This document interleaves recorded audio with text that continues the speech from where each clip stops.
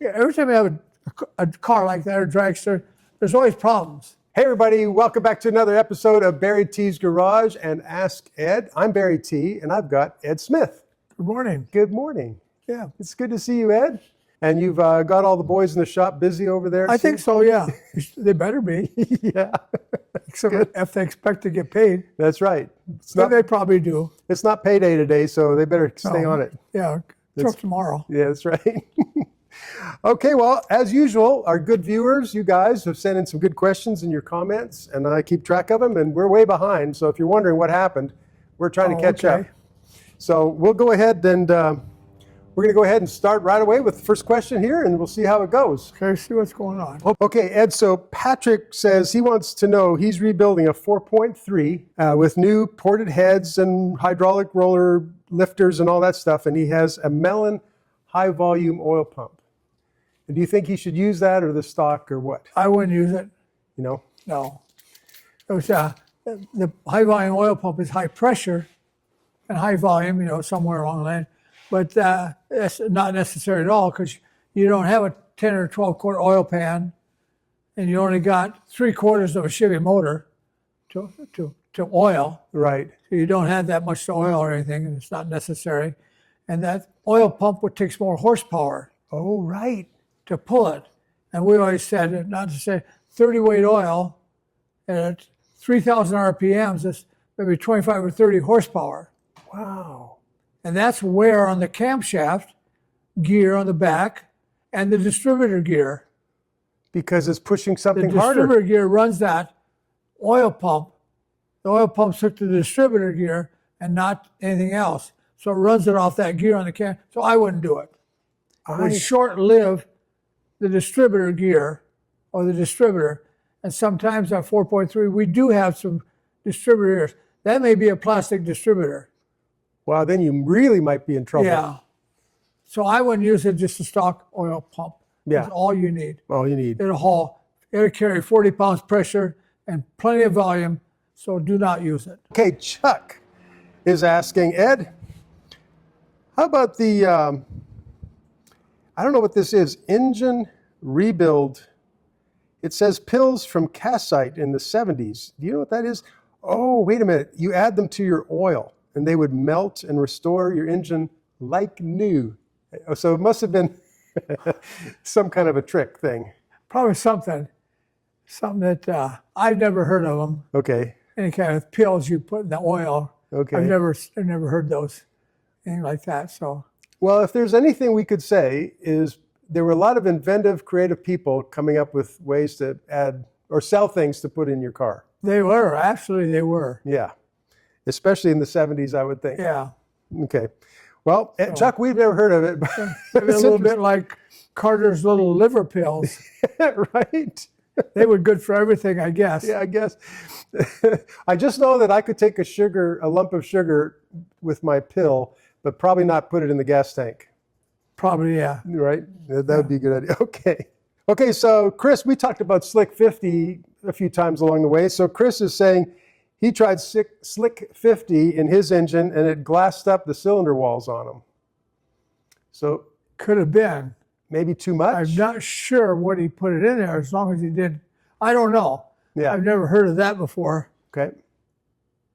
I don't know, because glassing up the cylinder walls, it takes some kind of an abrasive, I would think. Mm-hmm. Not necessarily something slick. Unless it turned into something like lacquer and just smoothed out the honing.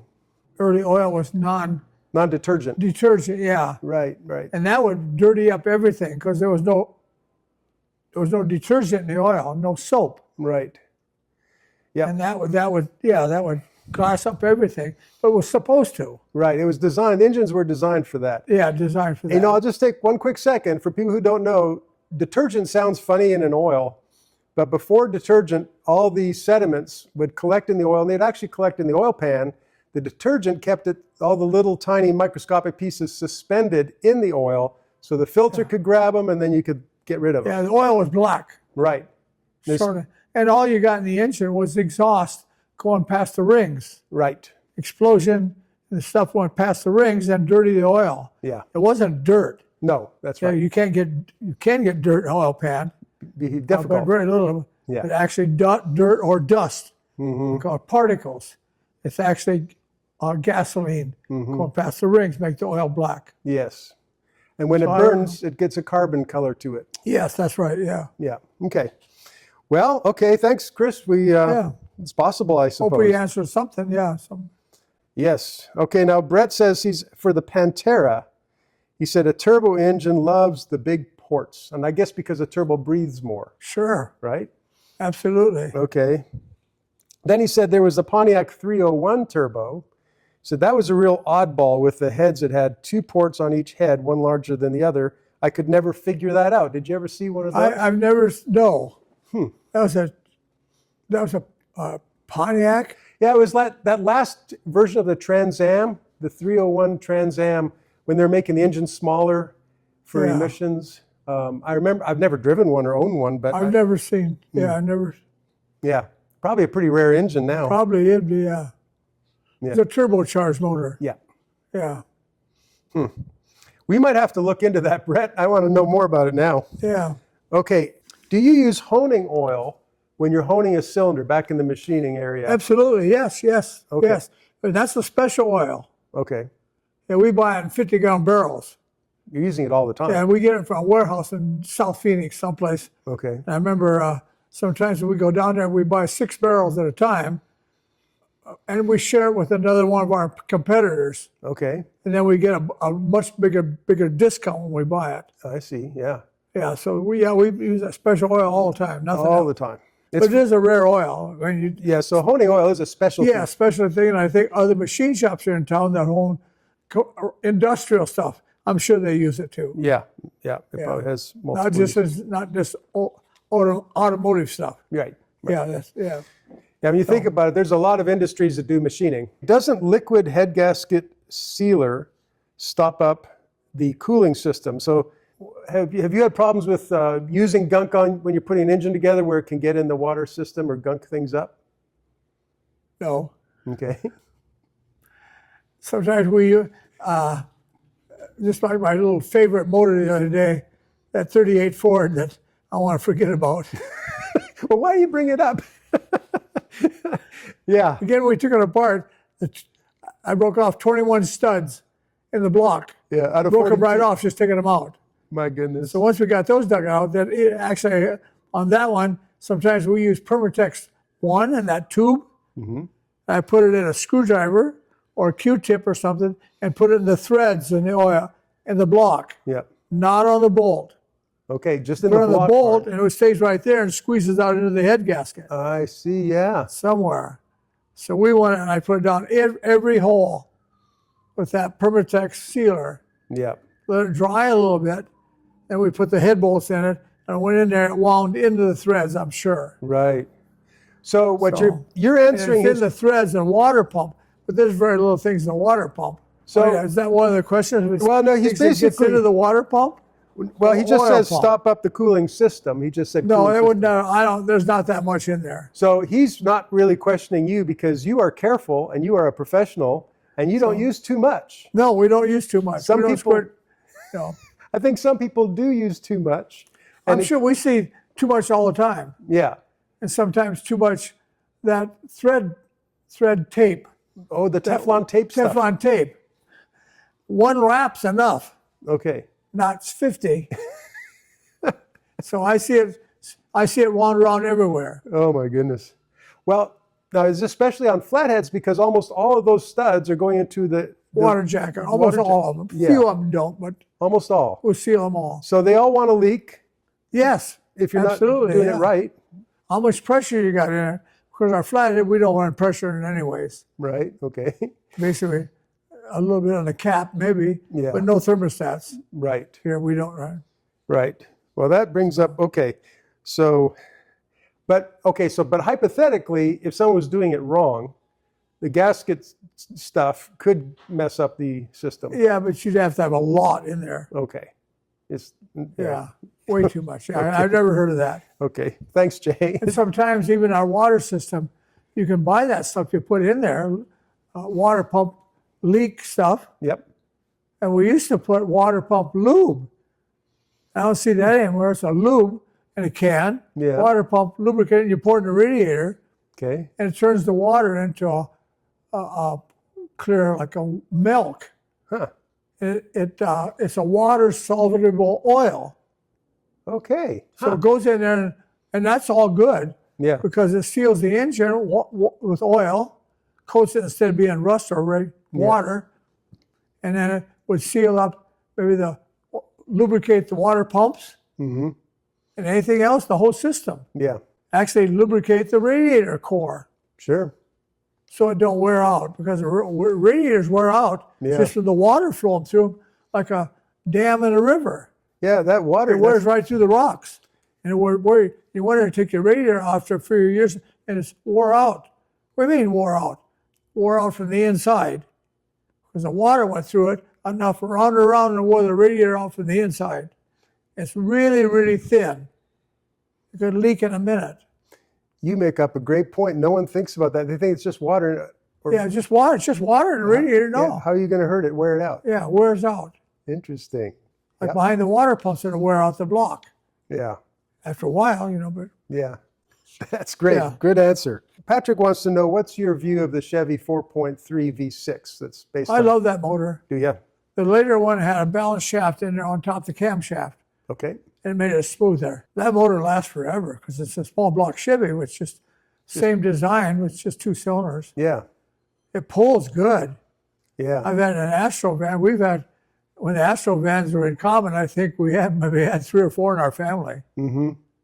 The kids all had them because they haul all their friends and all their junk in the back. Right, right.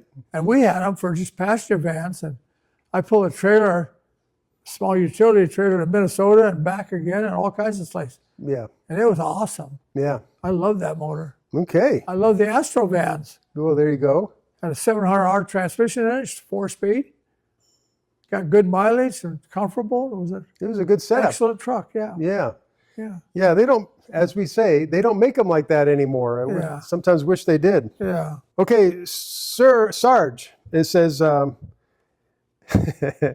he says, he sets it up. Some guys loved them, some guys hated them, but Ed knows everything. I don't know everything. So he says, what about the Carter YF side draft single throat carburetor? That would be for all Corvette. Okay. 6-cylinder Corvette, 53. Okay. They were a simple carburetor. Yeah. And that Corvette had 3 of them.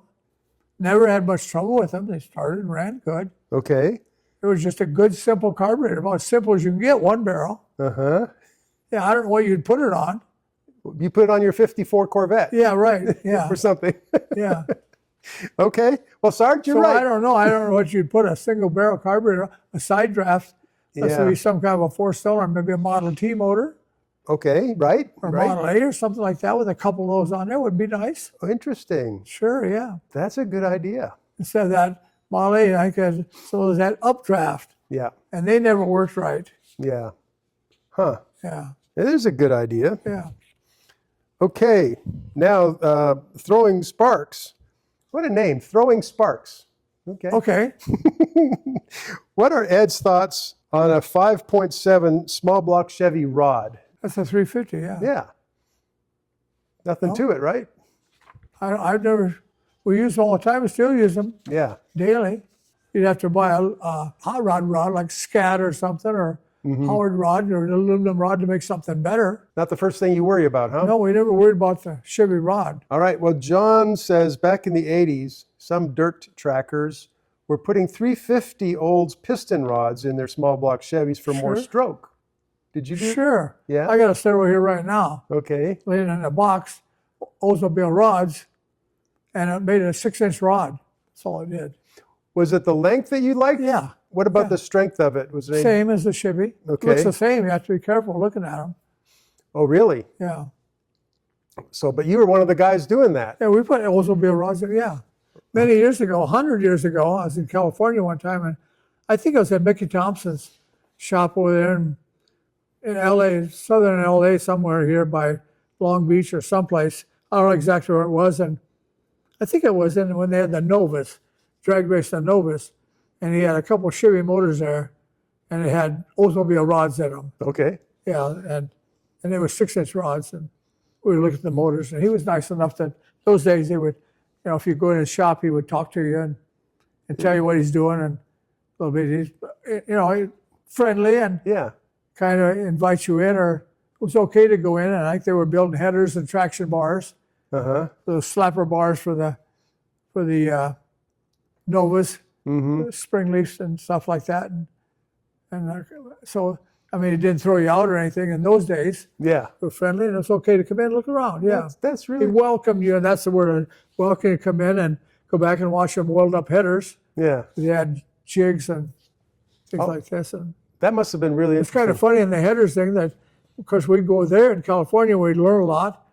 If we'd get away from the wives and take them to the beach, I guess, and dump them off. And I don't know what we did, but but anyways, we go to the shops, and some of I think Mickey Thompson was there, and they were making headers, and they had big burlap sacks full of header parts. Really? Yeah. And then this little story here. So I said, what are these? He says, well, we get everything from a bender in San Diego. Okay. And he bends up all the headers pieces, like tube 101, Okay. 102 and 103, 1010, and 11 fits a Nova. 102 and 3 and something else, and change the other two tubes. Well, that fit a Chevelle. Wow. So they worked And it one out. company, stamping company in San Diego, made the flanges, the collectors, and everything. So all they had huge big bags of these parts with the numbers on them, and they just pulled out which one they wanted to do to make a Nova header, because they had jigs. Yeah. He set them all in, one guy just welded them up. So you just have a different recipe for each Yeah, car. rest of whichever tube they went to fit Yeah. different cars, yeah. That's crazy. That's smart. Yeah, it was smart, yeah. Yeah. So then I found out who that company was in San Diego. Okay. So even one time I called him, this is Troy Limited, I called him in the day, and he asked me, he says, hey, you ever see one of those Ford 4-barrel heads? A head off a Boss 302. Yeah. Okay. I said, I got one tore apart in the shop right now. You do? He says, yeah. He says, take a piece of plexiglass, you thin. He says, drill holes and put it in there, and then make me a template, and take a soldering iron and melt the plastic around all the ports Okay. on that head, and send it to me. I owe you a favor. No kidding. So then I sent it to him, and he had that plastic thing, that probably the first one he ever had, a plastic form for that Boss 302 Ford head. Really? When we had one of those cars in the shop, we were making a hot rod of it. So anyways, he got them stamp the stuff for that. That's cool. It was kind of funny. And then later on, the welding shop or next to us, the big welding shop, he came over and asked me if I could buy these rings, these header rings, 3-bolt, 3-inch hole header flanges. Okay. How many you need? And he said, a lot of them, because they were welding these pipes together for the electric company here in town, like APS or somebody, Arizona Public Service. Oh, okay. They wanted to buy a couple hundred of those. I sure, I can hook you up with that. So I called, got an estimate. It's the flanges only. I think I sold them a couple hundred, 300 of those things a couple times No to this kidding. welding shop here in town. I made a couple bucks on that too. Yeah, I'll bet you did. Yeah, I did. And he was happy with the price, I'll bet. because he was going to figure out how he could make them himself. Yeah. Wedding over here, cut them out with something. If you're doing it one at a time manually, that'd be Yeah, very so I bought him to him. He was happier than a goat. Yeah. Yeah. So a long story short, if you know a few people and you stick your nose around like the header company, and Yeah. yeah, it was fun. It's worth doing that. Yeah. That's really cool. Robert says, I think it's Heisler, AKA Mr. Bardall. Yes. He ran a hose from his push vehicle to his cars to warm the engines pre-race. You ran a hose from what? From the race car to his push car. And he'd use the heater engine, hose? a heater hose to Yeah, warm it up. probably. Yep. Yeah, probably did. Yeah. Did you do anything like that? Well, of course. Okay. We didn't do that. We had a heater in the trailer, Okay. hot water heater. Okay. Sometimes the dragster sat right there. We plugged it in there, and I think that was some of our problem. Okay. Is that, and we maybe kept the dragster 180 degrees. Oh, wow. Because we just put the thermostat wherever we wanted, the hot water heater in the trailer. So then we keep it at 180 degrees, and we got ready to go up for a thing. We didn't have to warm the engine up very much. Just start up, and it would be up to. We're trying to keep it at 180, 190 for maximum horsepower, the gasoline motor. So we went up there, and the motor was hot already. But I think our problem was that at the same time, later on, we were breaking valve springs. Because we had some valve spring problems, and I think we radiated it back. So we never had valve spring problem until we were starting to keep that motor hot. So the valve springs, and we didn't think the valve springs like that. I gotcha. Even though they're on a motor in there and they're warm. I would think overall, if you're slowly keeping an engine all evenly at temperature, it ran faster. It would seem like it would be less stress on the metal because it's all the same temperature. We thought so too. Yeah. But we're not sure. Yeah, okay. We could never trace it down exactly. Okay. But we were having some, every time you have a car like that or dragster, there's always problems. Yeah. And you have to, think about it and talk about it to eliminate those problems. And I'm sure the other people had the same problems, or at least had problems too. Well, you're always pushing it until something breaks. Yes, all the time. And then when you fix that, then you push it harder till the next thing breaks. Yes, that's exactly right. Keep chasing, Yes. But if you get some guys there with some good common sense and you get 2 or 3 guys together, one of them's got a good idea. Right. It's always a good idea, not start digging into it yourself. Yeah. And we've had, again, I say about our Carter brothers, we've had so many good meetings in the afternoon here, deciding what's wrong with the car and what to make it better. Yeah. That's what made us so fast too. National champions and years and years. And I think Dean won another race up the other day up in California, Bakersfield. I think he won that race the other day. I haven't talked to him, but okay, excellent. Man, there's some good heritage of racing here. For a long period of time. Yeah. We've been running races for national champions for years. It's amazing. But there's some guys out there that are good too. Sure. Yeah. Yeah. I can't say we're the best, but you're always right at the pretty close, yeah. Yeah, that's awesome, Ed. Okay, Radio Dave says the Autolite 4300 carb was not designed for performance at all. If you change over to a good Holley or Carter, you'll notice a big improvement in performance. Do you agree with that? Sure. Okay. Yeah. And a Holley usually will outperform a Carter, or Edelbrock we're talking about now. Yeah. Okay. A Holley will outperform an Edelbrock carburetor, but the Edelbrock is one that you put on the motor and forget it. You don't have to mess with it all the time, leaking or doing something. It's just kind of trouble-free. Trouble-free carburetor. Yeah. That's why we like to sell them on our engines. Yeah, yeah. Yeah. I have one right here on this motor sitting right behind me that gave me a little trouble. I'll just slide back to this here. Okay. This one gave me a little trouble the other day. It's the Edelbrock. And it only idle on 4 cylinders.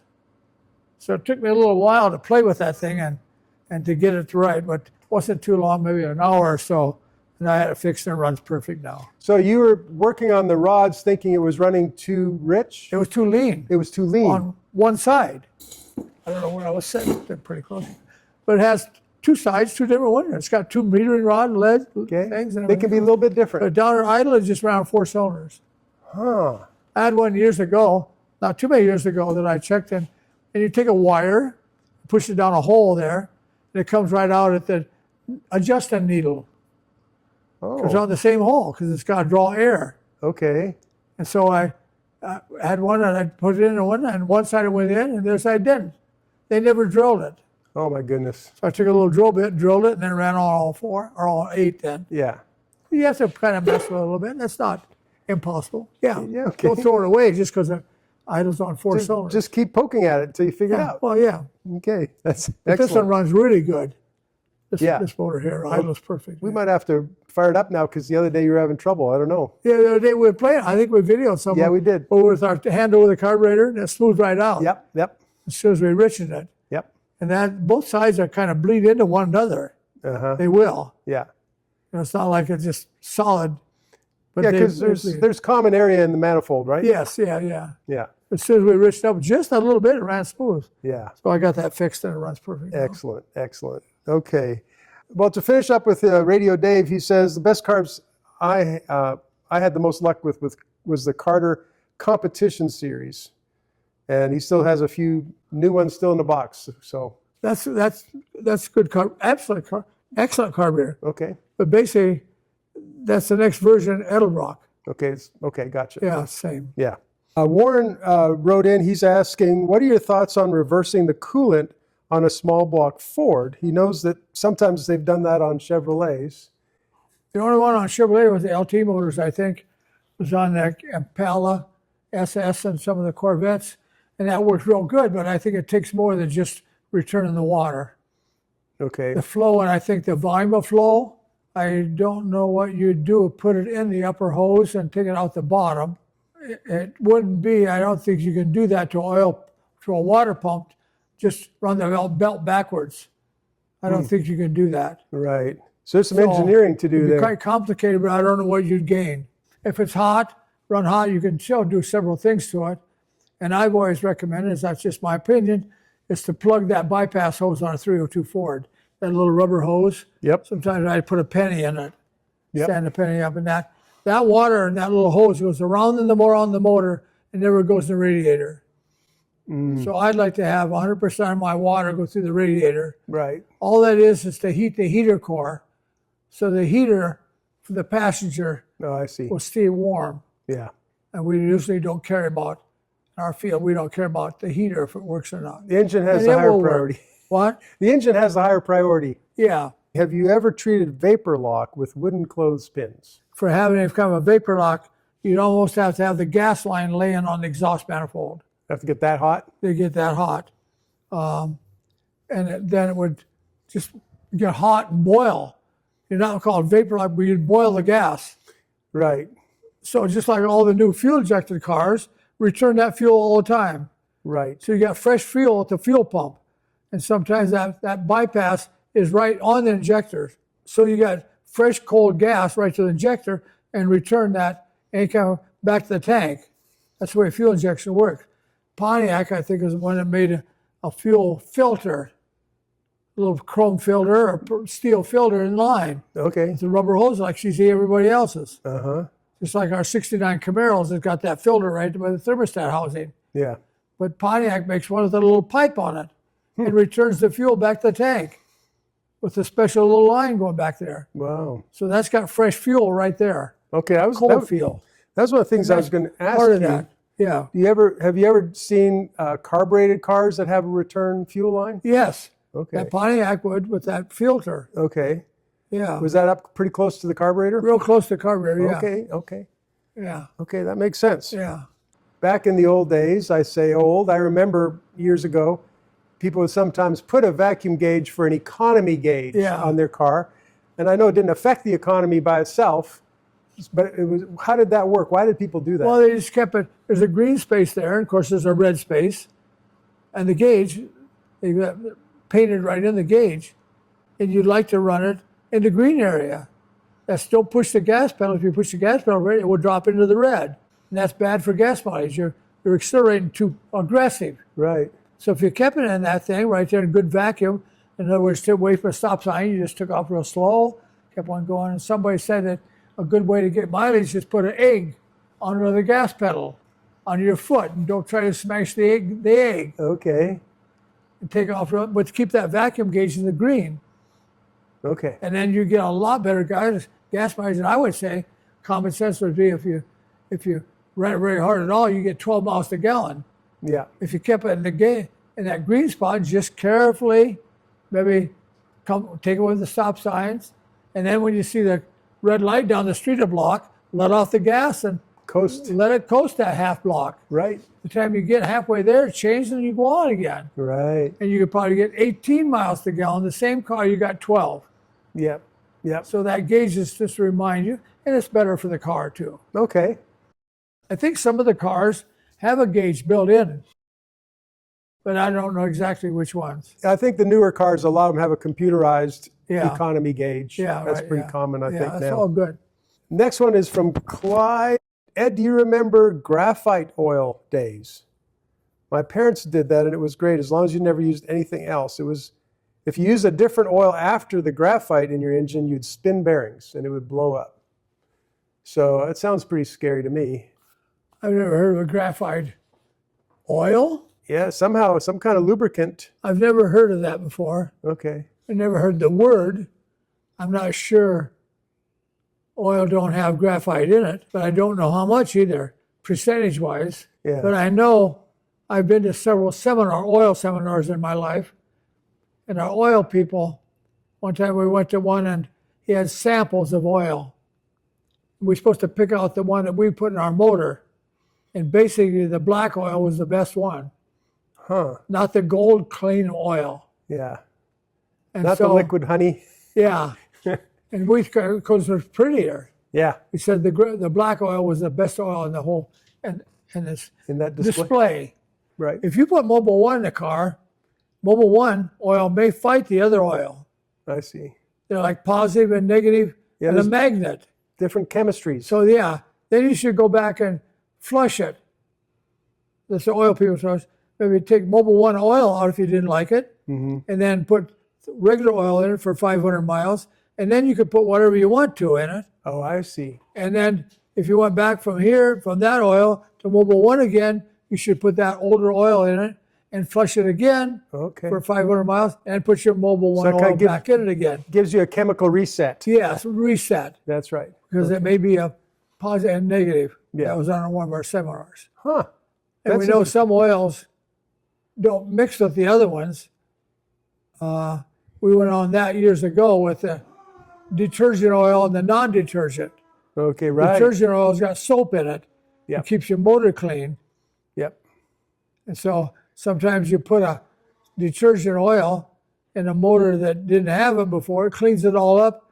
It'll use oil like a lot until you get it filled back up again with non-detergent oil if it's supposed to have non-detergent oil in the first place. Right. Like the older motors. Right. Right. And we don't see them anymore. Yeah. Yeah, Okay. that's a good point. Not a concern. Yeah. Okay. Well, that's good. I think we're going to wrap it up there. Okay. We'll say we will be back for another one soon. Okay. I want to thank you guys for the questions. Also, if you stayed to the end, I'm going to also thank you. Some of you have become members of the channel, and that's an extra thing. But I found out today, Ed, a lot of you, we have a real problem on our channel. And a lot of our subscribers, like more than usual, our subscribers don't have the alarm bell to get notified. So if you can check and make sure you've got the bell on, not just be subscribed, but have the bell ringing so that you get notified when we make another video. That would be awesome. Oh, he does have that? Yeah. Oh. So that would be awesome. So I'm just a little friendly reminder, but we really appreciate all of you, and we will be back again soon for another one. Okay, good. Thank you. Okay.